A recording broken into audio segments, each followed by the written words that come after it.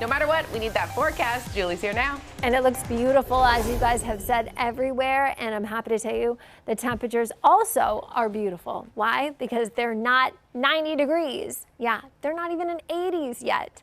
Miami, Fort Lauderdale, Key West, though I know it feels a little bit warmer, but not nearly as humid as what we're used to, thanks to our winds moving in from the north. So we'll start off with mostly sunny skies for much of Broward County into Miami-Dade by lunchtime. We'll be warm and humid this afternoon, and we will see some sea breeze storms expected. But for right now, much in the way of cloud cover has been over northern Broward County and really across southern Miami-Dade. We had one isolated shower try to hold as it moved onshore, but it looks as though it diminished by Oakland Park. Few showers by the 18-mile stretch. Otherwise, we are dry. Few showers have been hanging on by the Big Pine Key area and Saddle Bunch Key. Going to the tropics. First 10 minutes of the newscast, we promised you that update, and there's these two areas we're watching, one in the Caribbean, one just east of the Windward Islands. Both have a 20% chance of development in the next 5 days. These disturbances look as though they will continue to head west-northwest. If they become our last named storm of the season on this list would be Wanda, but they don't look very impressive in the models we're watching. I'll have a lot more on what's an impressive Monday forecast coming up. All right, thank you, Julie. Developing this morning, long lines, slow down at Southwest Airlines, those long lines at airports all throughout the country, travelers waiting in them at LaGuardia Airport. This is the scene coming from New York. And the problem stretches coast to coast. This is new video of a similar situation playing out in Colorado right now. Travelers sharing videos on Twitter as they sit stranded at Denver International Airport. And it doesn't stop there. Southwest customers in the Lone Star State not spared from the slowdown. This is what people in El Paso are dealing with this morning. And the Southwest slowdown also stretching into the Sunshine State. That's where the disruptions began. Yeah, Parker Branton this morning is following it all. He is at Fort Lauderdale Hollywood International Airport. Parker. Eric, good morning. More than 300 flights canceled, close to 200 delayed already today for Southwest Airlines. And we're seeing that problem firsthand here today at Fort Lauderdale Hollywood International Airport. Passengers want to know what the cause of the problem is. Well, that answer is, it depends on who you ask. I really don't know what I'm gonna do. Travel trouble for passengers flying with Southwest Airlines. Did you spend the night at the airport? I slept on the floor over there. Natasha Azad has been trying to get home to Dallas for her chemo treatments. She says her flight has been canceled twice. They're just saying that they don't have a flight. They keep canceling the flight. Over the weekend, more than 1,000 flights canceled Sunday and more than 800 canceled Saturday. Monday morning at FLL, you can see from the flight board, a majority of the Southwest Airlines flights are canceled. At Miami International Airport, just one cancellation and one delay before noon. In a statement, Southwest Airlines says in part, quote, "We experienced weather challenges in our Florida airports at the beginning of the weekend. Challenges that were compounded by unexpected air traffic control issues in the same region, triggering delays and prompting significant cancellations for us." However, the Federal Aviation Administration says no major air traffic control issues have been reported since Friday. And in a tweet, they say that some airlines continue to experience scheduling challenges due to aircraft and crews being out of place. Southwest Airlines Pilots Association saying, quote, "Our pilots will continue to overcome SWA management's poor planning, as well as any external operational challenges." Because it's canceled, it's like, what y'all want us to do? So if you are flying on Southwest out of MIA or FLL today, you will want to check your flight status before heading to the airport. You can follow me on social media, also at Parker WPLG on Facebook, Instagram, and Twitter, where I will be posting updates as the day goes on. We're live from Fort Lauderdale Hollywood International Airport. I'm Parker Branton, Local 10 News. And now here's your Local 10 traffic update. Happy Monday, South Florida. Not looking too bad out there on the roads in Miami-Dade. We just have some delays picking up. But Broward County, we're going to start with you because you do have a crash that may impact your commute if you're taking 95 northbound right at 595. If you're heading northbound, that's where you're going to see your speed slow down to 29 miles per hour. And off ramp currently blocked right there. Just one lane, though. So you still can get off, but just be mindful you only have one lane to access if that is a part of your commute. Over in Miami-Dade, we have some delays picking up here on the turnpike right near Miramar Parkway. If you're heading north, northbound, your speeds will slow down between 32 to 45 miles per hour. And we're seeing some heavy delays a little further south in Miami-Dade on those southbound lanes of 95 right near the Airport Expressway. That's where you're going to see some slowdowns. Your speed's going to come in at 10 miles per hour. Other than that, you're looking good. A quick look at your drive times before you head out this morning, though. For those who plan on taking the Dolphin eastbound, starting from the June Road to 95, it'll take you 7 minutes. And from the Turnpike to 95, it'll take you 14. Eric? All right, thank you, Alexis. Developing right now, people hurt after things turned violent at a gas station in Miami. Yeah, police are investigating a shooting and a stabbing at that scene. We have Annalise. She is live for us at the scene. Annalise.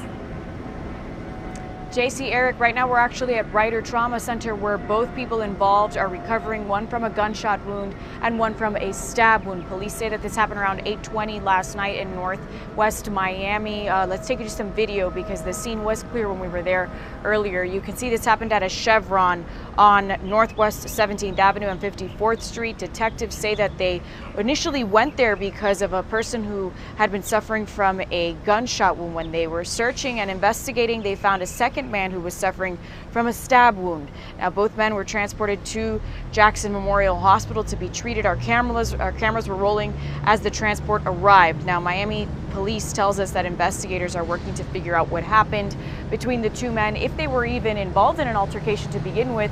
They're still working to confirm all these details. I just heard from them not too long ago, and they don't have any further updates on the investigation as of now. They do say that all of this information is subject to change considering how preliminary the investigation is. We are also working our own angles to figure out some more. I'm live in Miami. Annalise Garcia, Local 10 News. Now to a bad crash in Miami Beach, sending an officer to the hospital and a driver to jail. Nash Martin was from New York and reportedly driving a Corvette when he failed to stop and struck an officer who was responding to a call early Sunday morning. The officer was rushed to the hospital with non-life-threatening injuries. Nash, who police discovered was driving with a suspended license, was taken into custody. Right now, Broward Sheriff's Office needs your help to find a missing woman. 67-year-old Safida Exama, last seen near the area of Northwest 46th Avenue and 32nd Street Saturday night. Deputies say Safida does have a serious medical condition and only speaks Creole. Think you've seen her, know where she might be? Call BSO right away.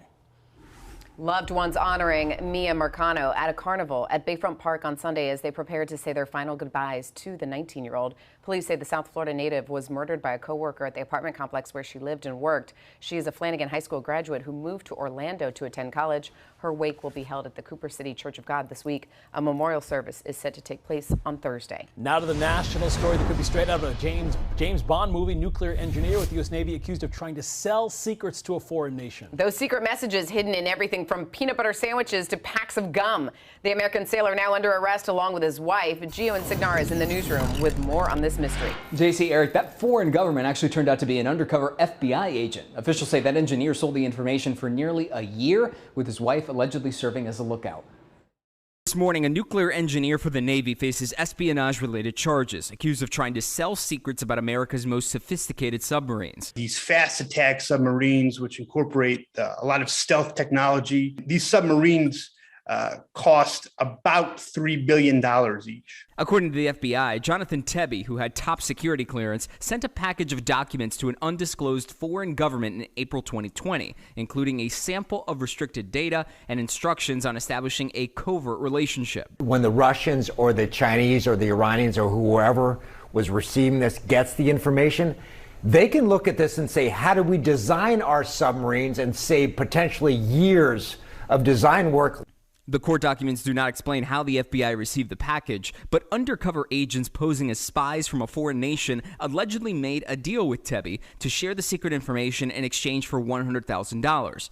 Investigators say when Tebby dropped off a data card, it was placed inside a peanut butter sandwich. In another instance, they put it in a pack of gum, so as to not give off any sort of indication that this was anything other than a peanut butter sandwich or a pack of gum to anybody who might be passing by. Tebby's wife also faces espionage-related charges for allegedly serving as a lookout. The court filing describes her as a humanities teacher in Maryland. The case raises concerns about just how often background checks are completed on people with top security clearance. He's looked into every 5 years. They do a background check. It's incredibly extensive. The couple are expected to have their first court appearances tomorrow in West Virginia. If they're convicted, they could face life in prison. In the newsroom, I'm Gio Insignares, Local 10 News. Hundreds of thousands of U.S. military members still have not received their COVID-19 vaccine as the Pentagon's vaccine mandate deadline approaches. According to the Washington Post, vaccine compliance varies within the armed forces. The members in the Army Reserve and Army National Guard are only 40% vaccinated, while the Navy active duty members are 90% vaccinated. The Pentagon says they are optimistic more U.S. service members will get the shot as ordered. New this morning, pharmaceutical giant Merck officially seeking the FDA emergency use authorization for a new antiviral treatment for COVID-19. If the U.S. Food and Drug Administration approves the experimental pill, it could be the first medicine to treat the virus. The capsule meant to treat mild to moderate COVID-19 in adults who are at risk of progressing to severe disease or hospitalization. Now to some good news for children looking forward to trick-or-treating this year. Dr. Anthony Fauci says families should feel safe if they plan on taking part in the events outdoors despite the pandemic. It's a good time to reflect on why it's important to get vaccinated, but go out there and enjoy Halloween as well as the other holidays that will be coming up. He added that if people want to further ensure their safety, they should consider getting vaccinated. Currently, vaccines are approved for everyone ages 12 and older. Broward Public Schools interim superintendent could soon hold the position permanently. Her current contract actually prevents her from getting that title officially, but one school board member is hoping to change all that. Madeline Wright in Fort Lauderdale to explain. The interim superintendent has a clause in her contract that says that she is not allowed to apply for the permanent position, but one school board member has found a way around that problem. Dr. Vicki Cartwright only signed on as interim superintendent for the Broward school system. In fact, her current contract says she's not eligible for the permanent position after a round of negotiations approved by the board over the summer. All in favor of the contract as amended indicate by saying aye. Aye. But 2 months into her role, at least one school board member, Nora Rupert, wants Cartwright to stay in the seat for good and will ask the full board to approve the idea during a meeting this week. In a motion, she writes, although the employment agreement states Dr. Cartwright would be ineligible to apply for the permanent position of superintendent, there is nothing included within the agreement that would preclude her from being appointed as the permanent superintendent. Dr. Cartwright confirmed to the Sun-Sentinel over the weekend that she would accept the position if offered. The motion highlights the school leader's urgency and achievements in bridging the gap with county emergency officials in solidifying plans, saying in part, in the short time Dr. Cartwright has served as the interim, tremendous progress has been made advancing the many district initiatives. It goes on to say, the current landscape of public education, particularly as the community continues to deal with the COVID-19 pandemic, requires a sense of stability. Cartwright's role in navigating the politics surrounding mask mandates inside Broward classrooms is also highlighted. It's a topic that's been complicated for the entire board. I am irritated that the Commissioner of Education and the governor continue to play politics with the health and safety of our public servants and our public school children.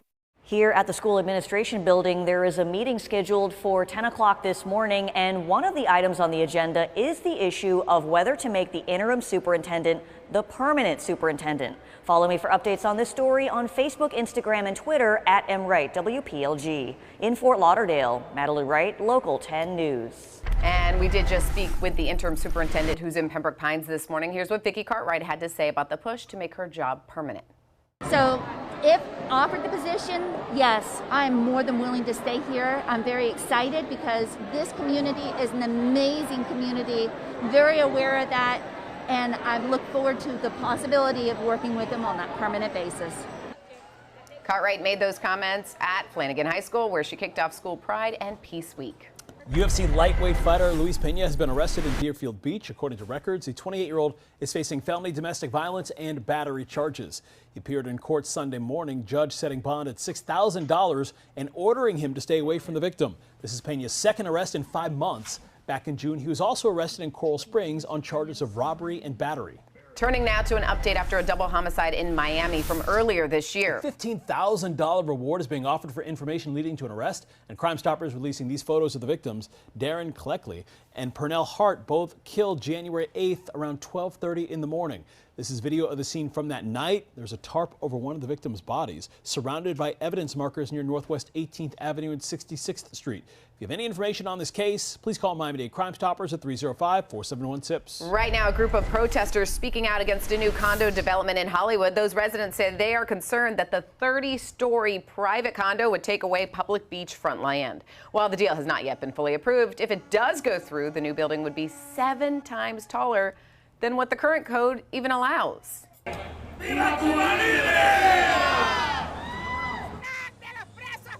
A Cuban freedom rally held in Miami. Protesters raising their voices about political prisoners, lack of medicine for those in need, and lack of food for people on the island.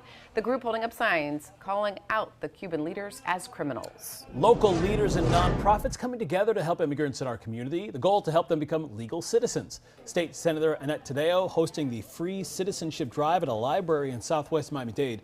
She says it's important for people to have a chance to meet with lawyers and experts who can help them. Look, I have achieved the American dream, and I know how important it is for so many families right here in our community that they want to have that opportunity. And if they qualify, we want to make sure that they fulfill that dream. Volunteers working one-on-one with people to fill out their documents. Those who are eligible also receive waivers to help pay for application fees. A celebration held in Miami with bright pink and Sisters by Choice for the grand reopening of a very pink salon. The natural and relaxed beauty salon located near the Falls Shopping Center in South Dade is working to make a difference in the community. The co-owner, Walter Evanson, is a cancer survivor and wanted to tie in their reopening celebration with Breast Cancer Awareness Month.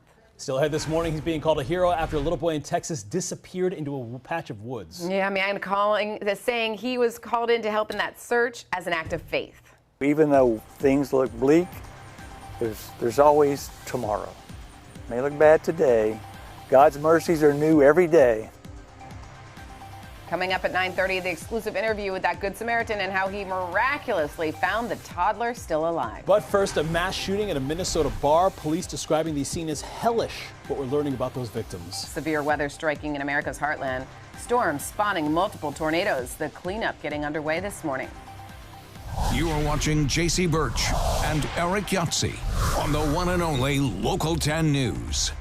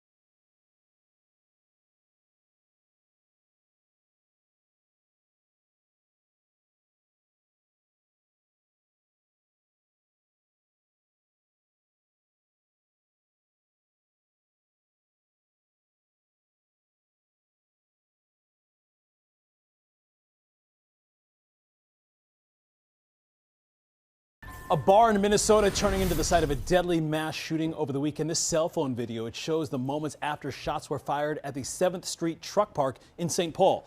Police say a woman in her 20s was killed. 14 others were injured. Those 911 calls came in early Sunday morning. Police responding to the chaos as it continued outside. Officers rushed to the scene. They got there quickly, and they walked into a hellish situation.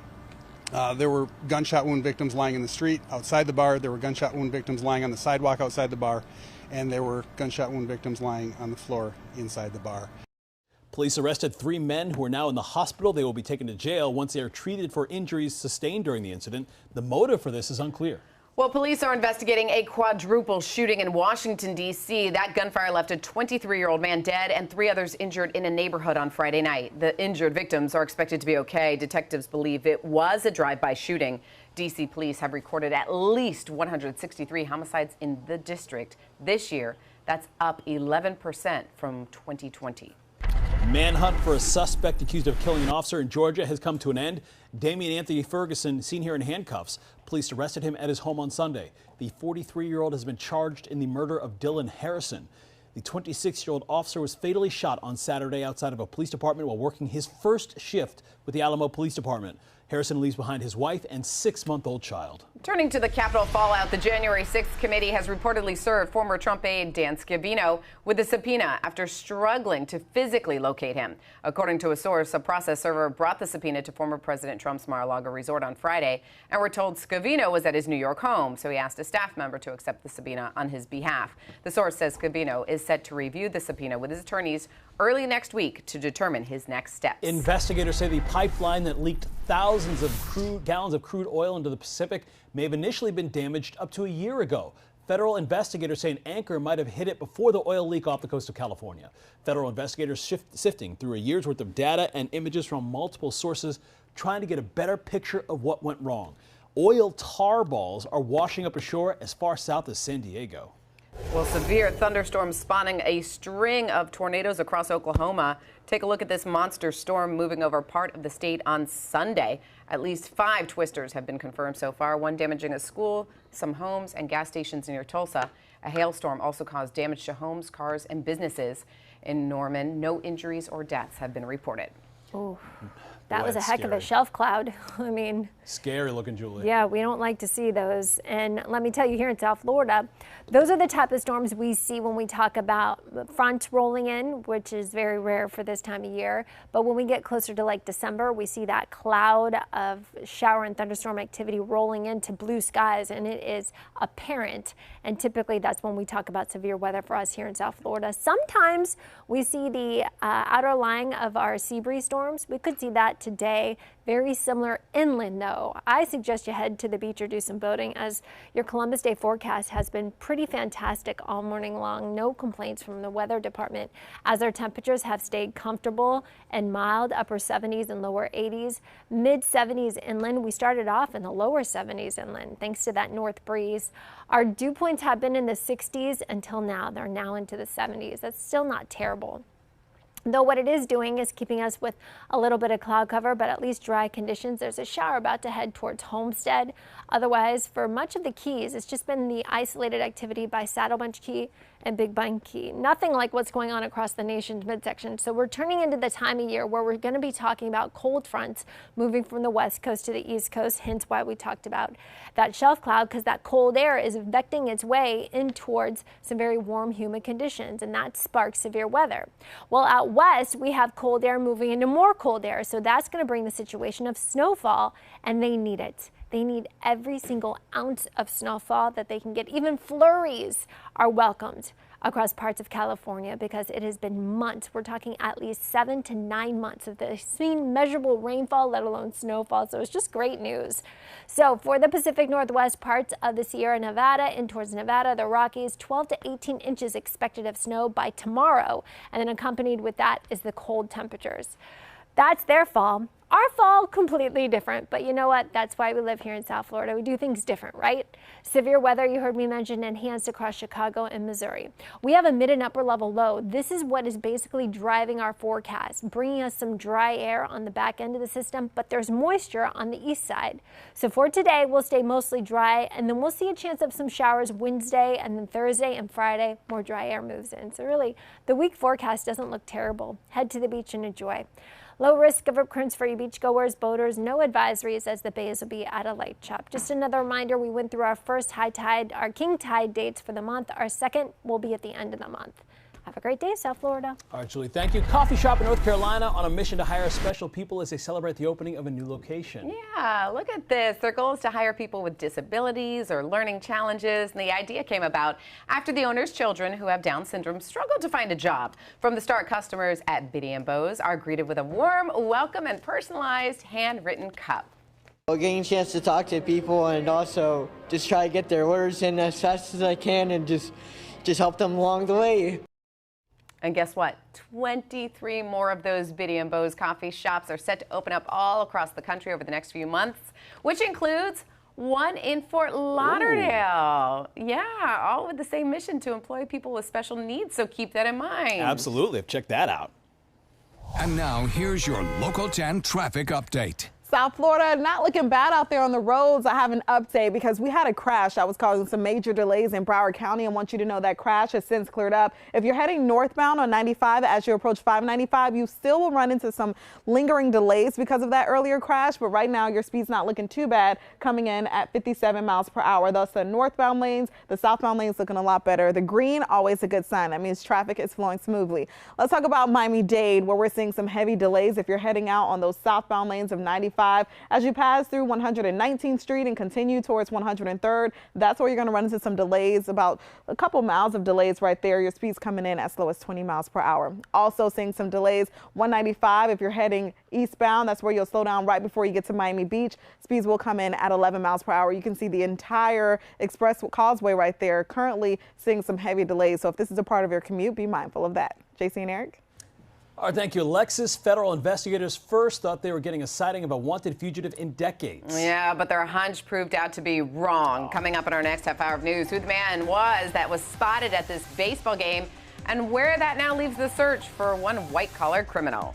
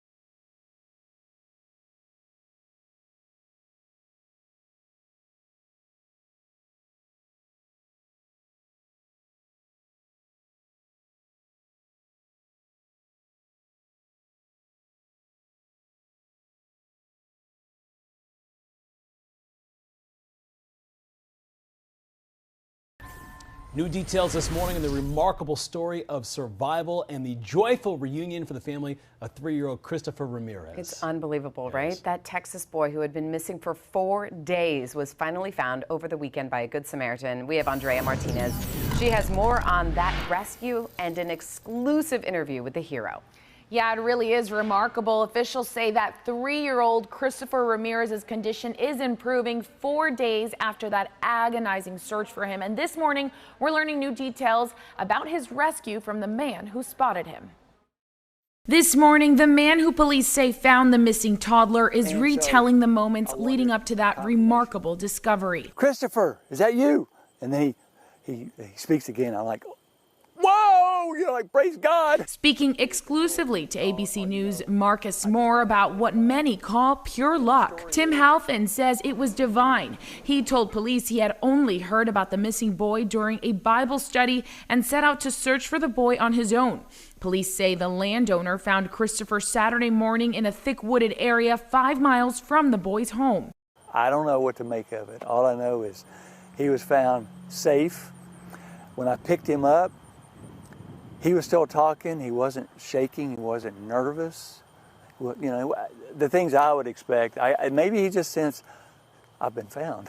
I don't know. The toddler disappearing Wednesday after chasing a family dog into the woods as they returned from the grocery store, sparking a frantic search that stretched into 4 long days.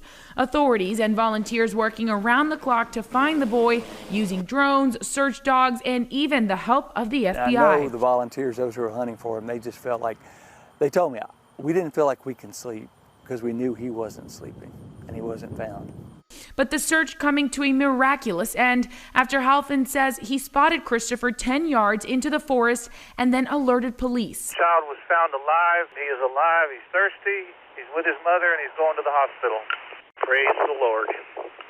Yes, sir. Yes, sir. 3-year-old Christopher finally reunited with his mother again, and that emotional moment, now frozen in time, brings a smile to Halfin's face. That's what it's all about right there. That's why everybody was praying.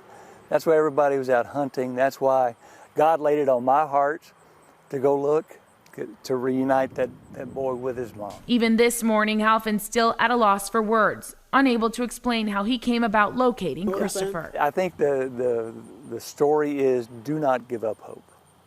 Do not give up hope. Even though things look bleak, there's always tomorrow. It may look bad today. God's mercies are new every day. Truly just a miracle and an amazing story. Authorities say there's another unsung hero in all of this. It's the neighbor that first saw the little boy wander into the woods chasing after that dog. It's the only thing that investigators had to go off during their search. And more good news this morning, little Christopher could be released from the hospital today, answering so many of those prayers. In the newsroom, Andrea Martinez, Local 10 News. Andrea, great story. Thank you. Let's look at the numbers this morning on Wall Street. We're up 60 points to start the day, creeping about 200 points below that 35,000 mark. So hopefully we can make some progress, head in that direction. We'll keep you posted throughout the day here at Local 10. All right. Well, experts at Goldman Sachs say the economic growth for this year and 2022 will be lower than expected. Goldman Sachs looked at several factors, including the reopening process for businesses and how much Americans have saved. It says the latest surge in cases continues to hamper people's willingness to spend money. And now here's your Local 10 traffic update. Not looking too bad out there in Broward County or Miami-Dade. We just have some delays in certain parts of the area of Miami-Dade. Let's talk about Broward, though, because we had a crash that was causing some delays right here on those northbound lanes of 95. Right as you approach 595, that crash is gone, as well as those delays that were followed behind it. So if you're heading north or southbound on 95 in this area, your speed's coming in between 65 and 73 miles per hour. Not too bad. People in the northbound lanes, you're not going too fast, but you might want to pump the brakes just a little bit. Let's talk about Miami-Dade. No crashes get in the way of your commute, but if you are heading on the Julia Tuttle this morning, you're going to run into some major delays. Look at those eastbound lanes. You're seeing your speed slow down to about 13 miles per hour. JC and Eric? All right, Alexis, thanks. Exciting space launch in Florida being put on pause. Yeah, how long Captain Kirk will have to wait for his return to space. Plus, it spent millions of dollars in marketing, but did the new James Bond film cash in at the box office? We'll have the numbers for you next in Trending on 10.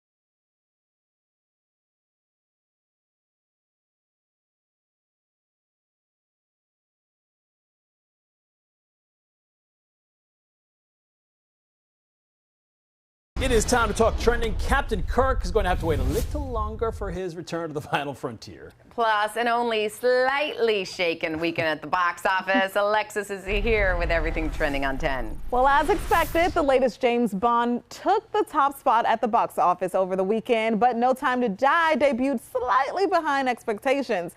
The Bond movie starring Daniel Craig for a final time was forecast to break box office records. It was expected to rake in $60 to $70 million in the first 3 days of its release, but it came slightly short of that, bringing in $56 million. Not too bad. That comes in behind two other Daniel Craig James Bond films. 2015's brought in $70 million in its debut weekend, and 2012 Skyfall racked up about $88 million. So a huge difference there. However, MGM says that 25% of moviegoers surveyed said that they made the long-delayed Bond flick their first movie ticket purchase since the pandemic first began. I don't know if you guys made it to the movies this weekend, but I did not. But I think I'm going to put this on my list. I haven't seen all the James Bond films, but why not? Everybody I talked to said it was really good. Okay. Can you jump into the James Bond series? Okay, okay. For the most part, you don't need a whole lot of backstory. You can watch each one independently, yeah. Okay, perfect. Well, that will be me. And now to this. Captain Kirk's history-making trip to space has been delayed again. Well, actually, this is the first time because it was just about to take off. Tuesday's launch with William Shatner on board has been pushed back a day. This was all due to weather. At 90 years young, the man known for playing Captain Kirk on screen will become the oldest person to ever reach the final frontier. Shatner and 3 others will spend about 4 minutes floating in zero gravity, about 60 miles above Earth's surface. They appeared on GMA this morning, and Shatner saying he was disappointed by the delay. I'm deeply disappointed because I was building up the enthusiastic response, and now we've got to wait another day. But as you point out, it is really worth it. What's a day with this extraordinary experience that we're about to have? Just while this is on your mind, and you just saw him, do you think he's not telling the truth about his age? I'm just confused. 90? Is that what 90 looks like? Shocking. Oh my goodness. Well, back to this story. The whole trip is set to last just 11 minutes. And get this, Shatner says he wants to write a song about his out-of-this-world experience when he returns. He actually put out a new album earlier this year. He's doing it all with one song about his experience watching the Apollo 11 moon landing. Okay, I wonder what the genre will be for the song. What do you think? Little country, little rock. I mean, it's about space. Whatever Captain Kirk feels like. Yeah, right. He's lived long enough to do anything he wants. Yeah, hence why he's going out of space. Yeah. At this point, you do what you want. Absolutely. But 90. No, he looks amazing. He is the amazing. best 90-year-old I feel like I've ever seen. We were saying we couldn't believe he was 90 today. Yeah. Could not believe it. Does not show it. That's some true goals. J-Lo used to be my goals, but now it's Captain Kirk. You got to put those goals in progression, right? Thanks, Alexis. All right, time to wish a happy Monday. Happy Columbus Day to our Instagram friend of the day. It's Jessica Dolores, looking fantastic. Tell everybody you know to follow Local 10 News on IG. Maybe you'll see your picture there tomorrow. 9:41, 79 degrees. We'll be back in 2. Actually, Julie will have your forecast immediately when we come back.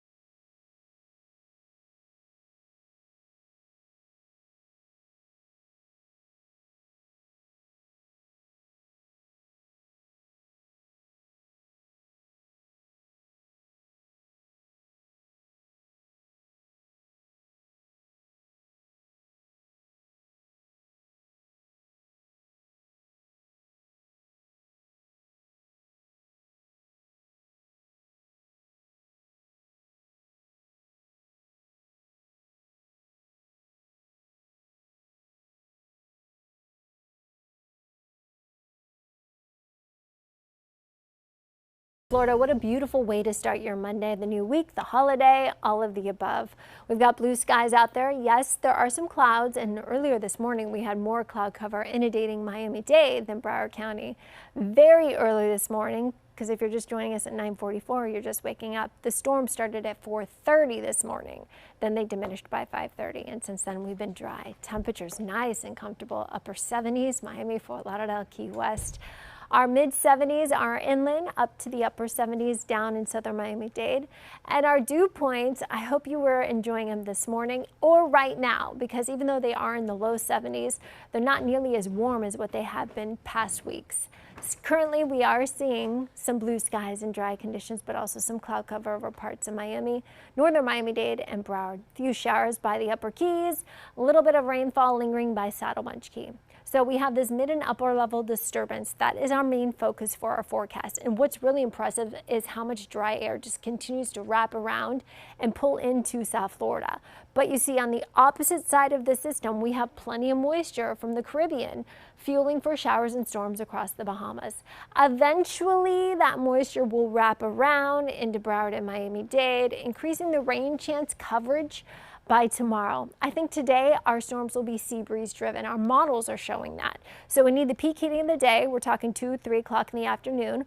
We'll see the air condense as it rises. We'll see the collision of the two sea breezes, and it looks as though the storms will stay well west of 95. So if you want to head to the beach or do any boating, I highly suggest it. What about tomorrow? Very similar forecast, but we'll have some added moisture thanks to that low wrapping around some moisture. Headed to the beach or doing any boating, there is a light chop on the bay. There are no advisories for beachgoers and boaters, as the bays will be at a light chop, so enjoy your day. We will see our temperatures all week long in the upper 80s, but really it's going to be the humidity you're going to feel. It's going to feel like the 90s out there. All right, Julie, thanks. We have an update this morning. U.S. Marshals have identified a man at that 2016 Major League Baseball game believed at one point to be one of America's most wanted fugitives. Turns out no, that wasn't their guy. They're looking for John Ruffo, who's been on the most wanted list for 23 years. He was convicted in one of the biggest bank fraud schemes in U.S. history. The Marshals Service recently asked for the public's help in identifying a man at the Dodgers-Red Sox game who looked like him. A tip then came in on Thursday identifying the man. Officials checked his fingerprints, birth certificate, and confirmed it's someone who looks just like him. Now, it's back to the drawing board on their search. Still on the run. Wow. And now, here's your Local 10 traffic update. South Florida, happy Monday. Some good news to report. We don't have any crashes getting with your commute if you're taking the interstates this morning, so now is really a good time to get out. A great start to your Monday. What's not so great, though, right here, these delays we're seeing on the Julia Tuttle. If you're heading eastbound as you drive towards Miami Beach, you're going to see a long stretch of delays. Your speeds will slow down to 16 miles per hour, a complete opposite of what those westbound lanes are looking like in Miami-Dade. Let's talk about Broward County, looking pretty much perfect all over. This is a look at 95, the Turnpike, as well as a peek at 595. JC and Eric. After the break this morning, disaster striking for the Dolphins. Their fall to the GOAT on Sunday. Next in sports.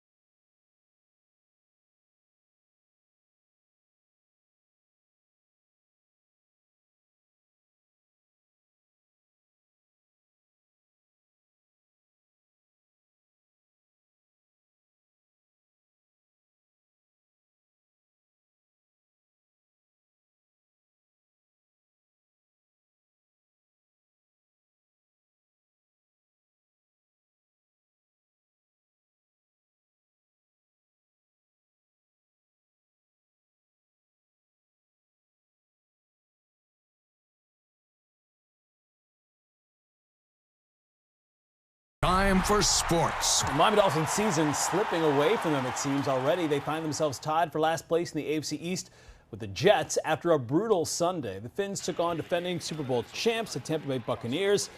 Looking for highlights, not a whole lot of them here for the Fins, but this was one. Jacoby Brissett hitting Myles Gaskin for a touchdown. Dolphins took the lead, had one for a short period of time. In the third quarter, Brissett to Gaskin again, trying to keep things close. Actually only down by a touchdown at this point in the game, but the Bucs break it open in the fourth quarter. Tom Brady to Mike Evans, 34-yard touchdown. Tampa Bay goes on to win this one 45-17. After the game, head coach Brian Flores talking about what the team did and did not do well. The idea was to have good communication, try to disguise a little bit. And we weren't able to really execute any part of it. So, there was a couple, decent plays there, but at the end of the day, they made more plays than we did, and we needed to do more to keep them out of the end zone, and we didn't. The Dolphins made their best chance at winning. This Sunday, they play the winless Jacksonville Jaguars in London, England. Kickoff scheduled for 9:30 a.m. Eastern Time. Did you say London? I did. Not in basketball. The Miami Heat hosting Charlotte in a preseason game. Yes, we are still in the preseason. Udonis Haslem back on the practice floor Sunday at FTX Arena. He's been out since the start of camp. Do you remember? It was following the death of his father. Condolences to his family. The Heat have another week of preseason games. It ain't over yet. The team is getting ready to open the season on October 21st against the Milwaukee Bucks. Can't wait for Heat basketball to pick back up. Live look outside our WPLG tower camera in Pembroke Park. Looks nice. It looks really nice. I like that view. All right, we'll see what Julie has to say about it, though. She has the official word when we come back. Good morning. Hey, guys. Coming up on Live, our virtual road trip to Denver. We'll check out the city's best food, plus Beanie Feldstein from American Crime Story. See you soon on Live.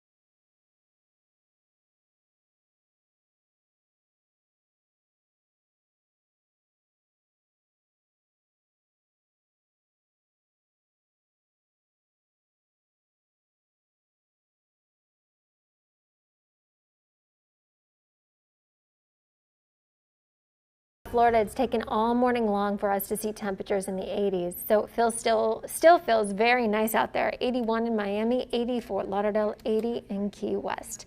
Here's the rest of your Columbus Day forecast. Mostly sunny, a bit more cloud cover in Miami-Dade. Warm and mild with some spotty afternoon sea breeze storms. Get outside and enjoy.